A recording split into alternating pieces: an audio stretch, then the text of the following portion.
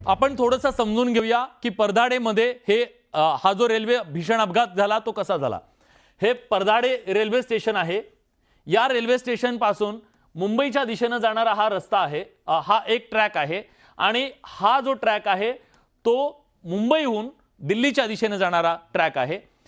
परदाडे railway station पासून पुढे काही अंतरावर एक ब्रिज आहे। हा तो ब्रिज आहे आणि या ब्रिजवरती आल्यानंतर प्रवाशांनी रेल्वे रोखून धरली। ही रेल्वे जेव्हा एक्सप्रेस पुष्पक एक्सप्रेस होती, ही पुष्पक एक्सप्रेस जेव्हा इथं बरोबर आली त्यावेळेला प्रवाशांनी ती रोखून धरली आणि इथं दोन गाव आहेत। हे दोन गाव आहेत, त्याच्या दरम्यान हा ब्रिज आहे आणि बरोबर या ब्रिजवरती गाडी आल्यानंतर ती थांबवण्यात आली। जेव्हा ही गाडी थांबवण्यात आली जीव वाचवण्यासाठी, कारण त्यांना वाटलं की बोगीला आग लागली आहे, पण आग लागलेली नव्हती। हे सगळे प्रवासी उतरले। कुठे उतरले?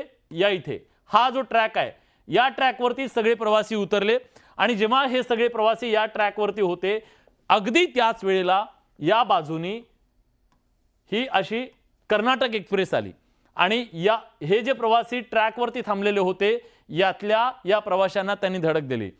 जीव वाचवण्यासाठी म्हणून हे या एक्सप्रेस मधून खाली या ट्रॅकवरती उतरले, पण या गाडीला अंदाज नव्हता की समोर ट्रॅकवर इतक्या मोठ्या प्रमाणात लोक उभे आहेत आणि ते आपला जीव वाचवण्यासाठी आहेत। परदाडे स्टेशन इथं आहे। परदाडे स्टेशन पासून काही अंतरावर 500-700 मीटर अंतर असेल हे कदाचित। ही दोन छोटी छोटी गावं आहेत।